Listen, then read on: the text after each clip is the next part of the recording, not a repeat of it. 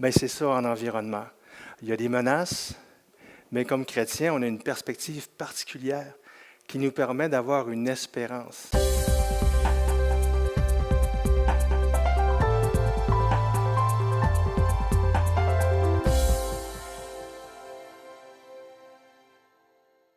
Les buts de la conférence, il va y avoir deux parties, j'y reviendrai. D'abord, se démêler. C'est compliqué l'environnement. Même les journalistes ont de la misère à comprendre, puis les gens n'ont pas tous la même opinion. Il y a des idéologies là-dedans. Donc, se démêler, mieux comprendre où se situe ma responsabilité à moi comme chrétien, comme chrétienne. Éviter certains pièges. Il y a des pièges là-dedans qui nous menacent. Mieux transmettre l'Évangile de Jésus-Christ dans notre culture. Ça devrait interpeller les évangéliques que vous êtes.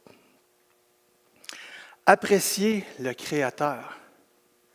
Nous, les chrétiens, quand on parle de la science, on ne fait pas juste analyser, décortiquer froidement. Non, on est émerveillé par ce que Dieu a fait. Donc, j'espère qu'on va pouvoir s'émerveiller ensemble. Et donc, quand même, ça va être un survol. On va aller en profondeur, mais quand même pas trop pour pas se perdre dans les détails. Donc, mon parcours, je viens de la Côte-Nord, je ne sais pas si vous savez c'est quoi, Bécomo, c'est de l'autre bord de Cap-Chat. Et puis, c'est une région avec beaucoup de nature, on est proche de la forêt, on est proche du fleuve, mais quand j'ai grandi, il y avait beaucoup de pollution. Il y avait des industries, il y en a encore, mais à ce moment-là, la pollution, c'était omniprésent. Et quand j'allais sur le bord de la plage pour me recueillir, il y avait plein de débris, il y avait des liquides qui sortaient de la papetière de différentes couleurs, des couleurs même violettes, là. Et puis, ça sentait mauvais, ça sentait le soufre. Et puis, on n'en parlait pas trop parce que c'était la prospérité, hein? Mais donc, moi, j'ai grandi dans ça et à l'école, on commençait à parler de l'environnement avec tout le mouvement hippie, le retour à la nature. Il y avait un intérêt des gens de revenir à quelque chose de plus naturel, de plus simple. Et donc, ça m'a influencé. Quand j'ai grandi, après ça, je suis devenu adolescent et jeune adulte. C'était en pleine période de guerre froide. Je ne souhaite ça à personne. Il y avait beaucoup de tensions. Et moi, ça m'a particulièrement affecté. Je me disais, à quoi ça sert de continuer si la planète va détruire? Je n'étais pas chrétien. Mais à quoi ça sert? Je cherchais une solution, je ne savais pas où trouver. Je m'investissais à droite et à gauche, notamment dans le nouvel âge, l'ésotérisme. J'essaie de développer des techniques pour essayer de me sauver, en quelque sorte. Et à travers ça, on a essayé toutes choses dans ma famille. On était très, très cool d'un certain sens. D'autres disaient qu'on était complètement capotés. Et je dirais qu'il y avait raison. Et donc, on a embarqué dans le végétarisme. À un moment donné, je mangeais juste du cru. Et puis, toutes sortes de choses. On expérimentait, mais on cherchait. Il y avait une préoccupation en ce qui me concerne. Ça m'a amené vers l'agriculture biologique. Bon, je vais faire quelque chose d'utile sans trop polluer. Donc, je suis allé à l'université en agronomie. Et puis, j'ai poussé après ça une spécialité dans le domaine de l'agriculture biologique, la conservation des sols, etc. Et quand j'ai commencé à travailler, d'abord pour une firme privée, mais rapidement au ministère de l'Environnement, bien, tout a déboulé à ce moment-là. Le Seigneur est venu me rencontrer, est venu me chercher, alors que je rentrais au ministère de l'Environnement. Qu'est-ce que je dois faire, Seigneur? Hein? Question qu'on se pose. Et puis, le Seigneur m'a fait comprendre que, Marc, tu continues. Tu continues dans l'environnement, tu as quelque chose à faire. Et puis, progressivement, j'en suis venu à comprendre le lien qu'il peut y avoir entre la Bible, les Écritures, l'enseignement du Christ et l'importance de la protection de l'environnement. Et donc, j'ai travaillé une bonne partie de ma carrière, l'essentiel de ma carrière au ministère du Développement durable, de l'Environnement et de la lutte contre les changements climatiques. C'est un ministère mal aimé qui a souvent changé de nom. Et j'ai quitté il y a quelques années pour la retraite, Liberté 55. Maintenant, je travaille encore et je poursuis à mon compte.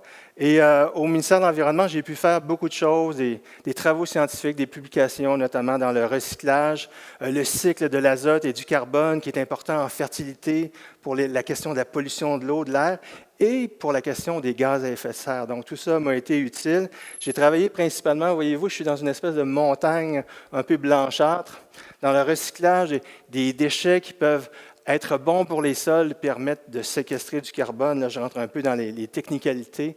Mais tout ce qui est déchets de qualité, on va dire, qui a un potentiel de retour au sol, c'était mon créneau au ministère de l'Environnement et c'est encore mon créneau. À côté de ça, j'ai fait des publications sous l'angle chrétien, le livre Création et environnement. Et puis, je l'ai fait quand même sous un nom d'emprunt, un pseudonyme, M.F. Robert. Pourquoi? Parce que, pour faire une histoire courte, si j'avais mis mon nom, peut-être que j'aurais perdu mon travail. Parce que je parle de la Bible, je parle de Dieu, je parle de la création, et je parle que l'évolution, ça ne marche pas. Donc, voilà, c'est pour ça. Maintenant, en tant que travailleur autonome, j'ai plus de liberté. D'autres publications aussi dans la revue de la Société biblique canadienne, sur Internet, en lien avec le débat sur la création et l'évolution. L'environnement, c'est quoi? Il y a des définitions, ça de long, mais on va y aller pour quelque chose de court. C'est ce qui nous environne. OK, c'est facile à retenir. L'environnement, c'est ce qui nous environne. Et là, on va ajouter un autre niveau, c'est la création qui nous environne. Parce que si vous vous retrouvez, peut-être dans le parking, ça n'a pas l'air trop de la création, mais le moindrement qu'il y a des arbres ou que vous êtes en nature, c'est l'environnement, c'est la création qui nous environne. Et c'est la création qui nous environne, mais c'est le domaine de Jésus-Christ. C'est le domaine de la Bible. C'est notre domaine. L'environnement, c'est notre domaine en tant que croyants. L'apôtre Jean a dit dans le premier chapitre de l'Évangile, « Au commencement était la parole, et la parole était avec Dieu, et la parole était Dieu. Toutes choses ont été faites par elle, et rien de ce qui a été fait n'a été fait sans elle. La parole, le Logos, c'est le Fils de Dieu, Jésus-Christ. Il n'y a rien qui a été fait sans lui. » L'environnement, c'est ce qui nous environne, c'est la création qui nous environne, et ça commence par mon environnement rapproché, mon domaine. Je vais revenir sur le mot domaine tout à l'heure. Donc, mon domaine, je ne sais pas si vous habitez une maison. Moi, j'ai un petit bungalow bien simple. J'ai une cour en avant, une cour en arrière. Il faut que je l'entretienne. J'ai mes poubelles. Il y a différentes couleurs. Oui, je participe au programme de recyclage. Est-ce que c'est parfait? Non, mais je participe pareil parce que ça fonctionne quand même jusqu'à un certain point et je veux être un bon citoyen, comme Dieu me demande d'être. Il y a mon eau potable, en lien avec l'environnement. Et c'est parce qu'aussi, que nos eaux usées, on peut les traiter, on les traite comme il faut. C'est l'environnement aussi. Tout ça, c'est collecté avec des tuyaux à notre maison, avec mon environnement rapproché, ma toilette. Mon voisin, il est aussi dans mon environnement. J'aimerais pas trop ça qu'il vide sa poubelle sur mon terrain ou que son chien vienne faire des gros cadeaux sur mon terrain. Des petits, ça va juste fertiliser la pelouse. Mais bon, à quelque part, je ne sais pas si vous vous retrouvez là un petit peu, mais on est tous des environnementalistes. Maintenant, il y a l'environnement plus éloigné, régional, planétaire, qui lui est menacé et c'est surtout de celui-là dont on parle. Et on va voir ici le réchauffement climatique qui est souvent illustré par des photos de ce genre-là, où il y a un ours qui est en train de perdre la glace parce que la banquise fond, on y reviendra tout à l'heure. La disparition d'espèces animales comme le beluga quand j'ai commencé ma carrière en environnement, et par rapport à maintenant, il y en a 10 fois moins. 90% sont disparus dans le fleuve Saint-Laurent, c'est pas rien. Il y a des animaux qui ont un peu trop maintenant. Au niveau de l'élevage, et ça cause différents problèmes. Et c'est lié aussi avec l'alimentation. Ça prend beaucoup de terre, et pour avoir beaucoup de terre, on va gruger sur la nature. Et puis, il y a les odeurs, évidemment, quand on est pas en lisier de porc. Il y a les lieux d'enfouissement où vont encore une bonne partie de nos déchets. Et il y a de nos déchets qui s'en vont dans les océans. On parle beaucoup dans l'actualité des déchets plastiques.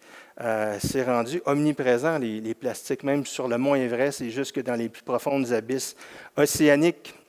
Il y a aussi les Acts of God, des explosions volcaniques, des tremblements de terre qui vont avoir un impact sur l'environnement. Et quand on pense à tremblement de terre, on pense souvent à tsunami, qui peut être vraiment dévastateur. Dans mon livre, je précise ma pensée que le péché, c'est la cause fondamentale de la crise de l'environnement. C'est aussi simple que ça. La nature pécheresse de l'homme. Donc, on laisse un pécheur qui va gérer la création, mais on peut s'attendre à bien des dégâts. En même temps, il y a dans le cœur de l'être humain un sentiment de protection de la nature, on va le développer. L'apôtre Paul va dire dans Romains 8, « La création a été soumise à la vanité. » La crise environnementale a fait juste confirmer la Bible, qui dit qu'on est pécheur, on est cupide, on cherche toujours à en avoir plus. Puis en même temps, du moins pour certains, il y a un sens de protection de la nature, comme celui qui a été donné à Adam, de prendre soin du jardin et de le cultiver en Genèse 1, 2. Donc la crise de l'environnement et même les mouvements écologistes, jusqu'à un certain point, confirment ce qu'on voit dans l'Écriture. La deuxième cause principale des problèmes environnementaux, c'est le manque de connaissances. Ici, on a l'illustration de ce que les scientifiques ont découvert de plus en plus et qu'on a appelé le cycle de l'eau. Donc, il y a de l'eau, par exemple, dans un grand lac, dans l'océan. Le soleil va la faire évaporer. Ça s'en va dans l'air. Ça va retomber sous forme de pluie, de rosée, de neige. Ça va même alimenter les glaciers. Il va y avoir une fonte. Ça va abreuver toutes les formes de vie et ça retourne à l'eau. Le cycle de l'eau. Comme chrétien, moi, je trouve ça extraordinaire. Wow, ce que Dieu a fait. Je n'aurais jamais été capable d'imaginer ça. Mais je suis capable d'en comprendre une petite partie. Mais pour gérer cet environnement-là si complexe, ça me prend de la connaissance. Salomon va dire au Proverbe 3, « C'est par la sagesse que l'Éternel a fondé la terre, c'est par l'intelligence qu'il a affermi les cieux. C'est par sa science que les abîmes se sont ouverts et que les nuages distillent la rosée. » Les nuages distillent la rosée. C'est dit de façon poétique.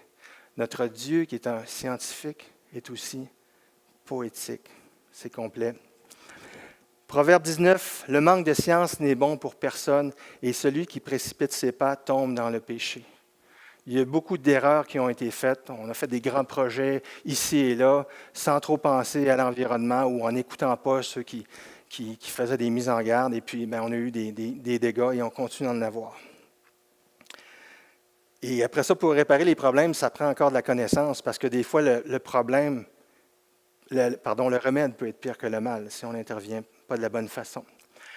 Des problèmes environnementaux est né l'écologisme. L'écologisme, c'est quoi? C'est un isme comme le christianisme, le darwinisme, le bouddhisme. C'est une idéologie en réaction à la pollution causée par l'être humain qui vient d'un sentiment de responsabilité face à la protection de la nature. Il y a des mouvements écologiques qui sont issus de cette pensée-là. Peut-être le plus intéressant ou un des plus populaires, c'est Greenpeace. Greenpeace qui a fait un beau travail pour empêcher que les baleines disparaissent. Les baleines étaient menacées de disparaître, pas juste de diminuer en nombre. Et je ne sais pas si vous voyez sur la coque du navire, on voit, d'abord le navire s'appelle le Rainbow Warrior, le guerrier de l'arc-en-ciel. Avec les couleurs de l'arc-en-ciel et une colombe. Est-ce que ça vous rappelle quelque chose? Genèse 9. Les écologistes, là-dedans, il y en a plusieurs qui avaient un fondement chrétien. Et c'est ça qui les a motivés tellement que ça faisait partie de leur logo. On va voir que maintenant, les écologistes ont un peu changé. Mais bref, il y avait une part de sentiment d'intendance. Ces groupes écologistes ont amené beaucoup de médiatisation. Et ça a permis une influence politique, des législations. C'est à cause de groupes comme ceux-là que des ministères de l'Environnement sont nés, où j'ai travaillé notamment. Okay? Donc, il y a eu une belle contribution des groupes écologistes. Des fois, il y a des débordements, mais de manière générale, il y a une place pour les groupes écologistes. Pourquoi vouloir protéger l'environnement? Parce qu'il y a des chrétiens évangéliques qui se la posent, la question, qui me l'ont posée. Je travaille en environnement. Pourquoi vouloir protéger l'environnement? En effet, On pourrait dire, l'apôtre Pierre dit dans sa deuxième lettre au chapitre 3, « Le jour du Seigneur viendra comme un voleur. En ce jour, les cieux passeront avec fracas, les éléments embrasés se dissoudront et la terre, avec les œuvres qu'elle renferme, sera consumée. » C'est tout appelé à détruire. À quoi ça sert de protéger l'environnement? Ça a l'air d'un raisonnement logique a priori, mais je pense que ce n'est pas un bon raisonnement. Et je vais essayer de vous donner 6 raisons bibliques rapidement, parce que le temps file. La première raison, Jésus va dire dans Matthieu 22, il va donner le plus grand commandement qu'il y avait dans l'Ancien Testament. Tu aimeras le Seigneur ton Dieu de tout ton cœur, etc. Et en rapport avec ça, il y a Francis Schaeffer, qui est un chrétien qui a eu une influence et qui a écrit Pollution in the Death of Man en 1970, un livre qui a encore pas mal d'actualité, d'ailleurs qui a été traduit en français récemment. Il dit « I love the one who has made it. Loving the lover who has made it, I have respect for the thing he has made. » J'aime Dieu, donc je fais attention à ce qu'il a créé. Donc un livre traduit en français maintenant. La deuxième raison, le deuxième plus grand commandement, va dire Jésus, c'est « Tu aimeras ton prochain comme toi-même » en Matthieu 22. Si tu aimes ton prochain, mais tu vas prendre soin de son environnement, ton voisin proche, mais ton voisin plus loin. À tout le moins, tu vas avoir une préoccupation. Tu ne t'en fous pas de ton prochain. Parce que c'est le deuxième plus grand commandement. Jésus va dire que de ces 2 commandements dépendent toute la loi et les prophètes. Quand on a ça à l'esprit, on prend les bonnes décisions. On prend des décisions en accord avec l'ensemble de l'Écriture. Donc, ça ne parle pas d'environnement directement, mais indirectement, parce que ça concerne celui qui l'a créé et ceux qui vivent dedans. La troisième raison, c'est la sainteté. Et ici, je vais sortir un verset de l'Apocalypse, Apocalypse 11, chapitre 18.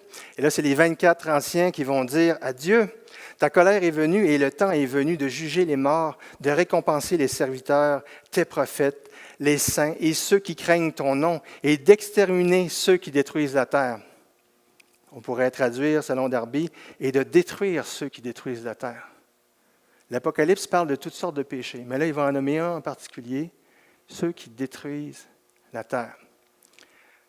C'est quand même un verset qui fesse quand on pense à l'environnement. Il y a des gens qui m'ont dit, oui, mais détruire la terre, peut-être que ça veut dire détruire ceux qui vivent sur la terre. On appelle ça une métonymie, c'est une figure de style. Non.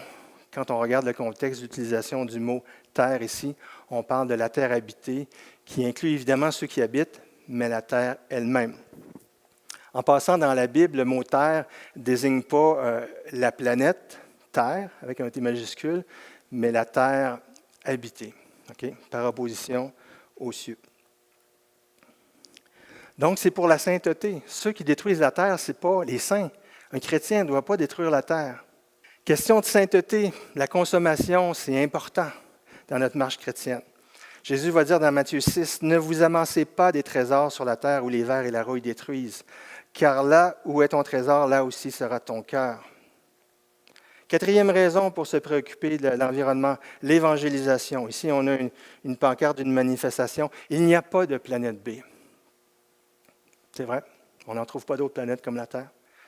Et en arrière, il y a une autre pancarte, la fin du monde. Oui, il y a une préoccupation à avoir sur la fin du monde. L'environnement, ça peut être un point de contact avec notre culture. Pour l'évangélisation, les jeunes ont peur pour leur avenir. Jésus-Christ, c'est la seule solution durable à la crise de l'environnement. On ne peut pas se confier à l'humanité, là, ça s'en va vers le chaos, et c'est annoncé dans l'Écriture. On doit s'en préoccuper aussi pour ne pas l'air de chrétiens sans cœur. Quelqu'un qui vient de dire, j'ai peur, l'environnement et les changements climatiques. Faites-toi-en pas, Dieu va recréer tout ça. Est-ce qu'il va sentir que tu entres dans sa crainte, que tu as de l'empathie pour lui? Est-ce qu'il y a de l'amour? Non. L'apôtre Pierre va dire dans sa première épître au chapitre 3, « Mais sanctifiez dans vos cœurs Christ le Seigneur, et ce qui suit est très important, étant toujours prêt à vous défendre avec douceur et respect devant quiconque vous demande raison de l'espérance qui est en vous. » Ça ne te dérange pas, toi, la planète qui se détruit et tout ça? Moi, ça me préoccupe, mais j'ai une espérance. Je te la partage avec douceur et je te respecte parce que tu es un être humain. Cinquième raison eschatologique, la terre ne sera pas détruite tout de suite. Bon, c'est une question de débat dans les milieux évangéliques, mais l'Apocalypse nous donne l'information qu'il va y avoir un règne terrestre avant qu'il y ait la destruction finale de la planète. Donc, non, la planète ne sera pas détruite tout de suite. Il va y avoir des cataclysmes, il va y avoir la grande tribulation, tout ça, mais Jésus va régner sur la terre. C'est comme ça que je comprends l'Écriture, du moins. Et donc, c'est une autre raison de plus pour ne pas contribuer à la dégrader. Sixième raison, c'est se préparer aux responsabilités futures. Et là, c'est la parabole des mines. Je n'ai pas le temps d'entrer dans le détail. Je veux retenir la leçon finale par Jésus, qui va dire à ceux qui vont s'approcher de lui au tribunal de Christ, « C'est bien, bon serviteur, parce que tu as été fidèle en peu de choses. Reçois le gouvernement de 10 villes. » C'est le temps de se pratiquer maintenant. C'est le temps de se préparer à ce qui s'en vient. Si on y croit vraiment à la résurrection, au royaume à venir, on est en train de se préparer. On n'est pas juste avec un horizon bouché. Non, il y a quelque chose d'extraordinaire qui s'en vient. On se prépare. On veut être prêt aussi quand on va rencontrer Jésus, d'avoir bien géré ce qu'il nous a confié. Je termine la première partie. Il y a des pièges et des extrêmes à éviter. Là, j'ai fait volontairement une colonne à gauche puis une colonne à droite. Je ne sais pas si politiquement vous êtes plus à gauche ou à droite pour ce que ça veut dire, mais c'est vous qui allez savoir si vous vous situez plus d'un bord ou de l'autre. Deux extrêmes à éviter. L'environnement, c'est tout. L'environnement, c'est rien. Désespoir, insensibilité. Activisme, passivité.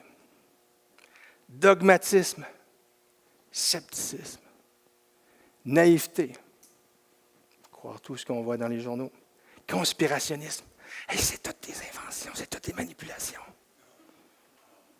Il faut être intelligent pour détecter une conspiration. Mépris. Les non-chrétiens qui peuvent mépriser les évangéliques. Vous ne vous occupez même pas de l'environnement, vous vous dites chrétien. Moquerie. Ben, vous êtes bien naïf. Non, nous les chrétiens, on ne doit pas être moqueurs. Ce n'est pas une qualité. Donc, des pièges, des extrêmes à éviter.